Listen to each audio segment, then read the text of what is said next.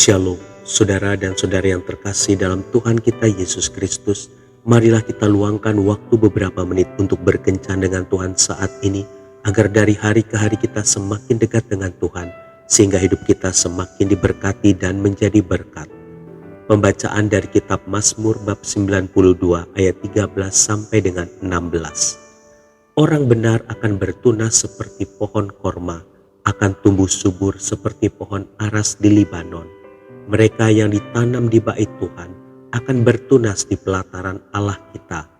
Pada masa tua pun mereka masih berbuah, menjadi gemuk dan segar, untuk memberitakan bahwa Tuhan itu benar, bahwa Ia gunung batuku dan tidak ada kecurangan padanya.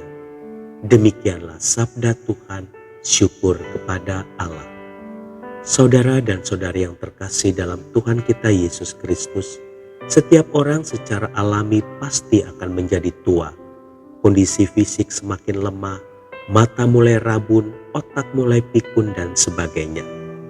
Sehingga tidak sedikit orang menjadi khawatir ketika memasuki usia senja.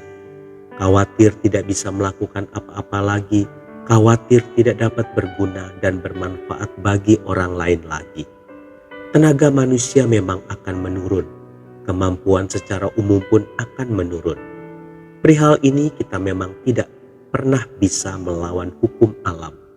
Namun bukan berarti kita harus berhenti menjadi berkat untuk orang lain. Saudara dan saudari yang terkasih dalam Tuhan kita Yesus Kristus, Alkitab mencatat beberapa orang yang tetap produktif di usia senjanya. Di antaranya adalah Nuh dan Kaleb. Kisah bahtera Nuh pastilah sudah tidak asing lagi bagi kita. Di masa tuanya, Nuh diperintahkan oleh Tuhan untuk membuat sebuah bahtera.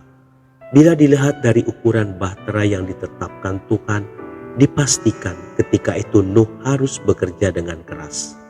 Sebab membangun bahtera bukanlah karya yang mudah. Orang yang muda sekalipun pasti akan merasa kesulitan untuk membangunnya. Apalagi Nuh di usia senjanya dengan kondisi fisik yang mulai menurun. Akan tetapi Nuh terbukti berhasil membangun bahtera tersebut karena Tuhan menyertainya. Demikian pula halnya dengan Kaleb. Di usianya yang tidak muda lagi, tepatnya 85 tahun, ia masih sanggup berperang untuk merebut kota Hebron.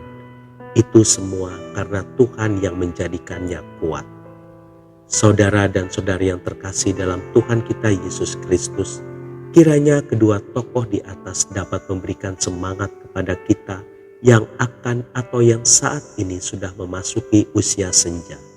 Yang perlu dipahami dan diketahui adalah Tuhan tidak akan pernah membatasi kita untuk bermanfaat bagi orang lain, sekalipun usia kita tidak lagi muda. Pandangan dunia, kita mungkin tidak lagi produktif, sulit mengerjakan perkara-perkara yang sukar.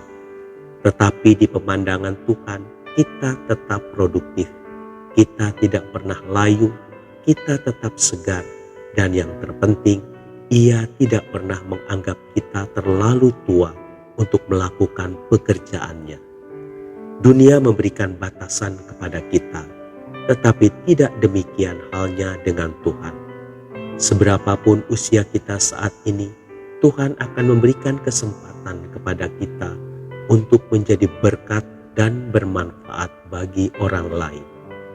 Saudara dan saudari yang terkasih dalam Tuhan kita Yesus Kristus, sekalipun rambut kita memutih, kulit kita mulai berkeriput, dan kondisi fisik kita mulai menurun, percayalah, Tuhan tidak akan pernah meninggalkan kita. Sekalipun orang meragukan kemampuan kita, percayalah, Tuhan tidak pernah meragukan kemampuan kita. Sebab sejak semula Ia telah berjanji, ketika kita setia menghidupi firman-Nya di dalam hidup kita, masa tua kita pun telah Ia jamin. Untuk itu, hilangkan rasa khawatir dalam hidup kita. Berapapun usia kita sekarang dan seberapa besar apapun kekuatan kita sekarang, Tuhan ingin memakai kita dalam pekerjaan-Nya. Kalau secara fisik kita tidak mampu, maka secara rohani kita masih bisa menjadi pendoa bagi keluarga dan orang-orang yang ada di sekitar kita. Jadi bersemangatlah dan tetap produktif. Tuhan Yesus memberkati. Marilah kita berdoa dalam nama Bapa dan Putra dan Roh Kudus. Amin. Tuhan Yesus, aku bersyukur karena sampai hari ini penyertaan-Mu tetap kurasakan. Sekalipun aku bertambah tua, Engkau tidak pernah meninggalkanku. Amin. Dalam nama Bapa dan Putra dan Roh Kudus.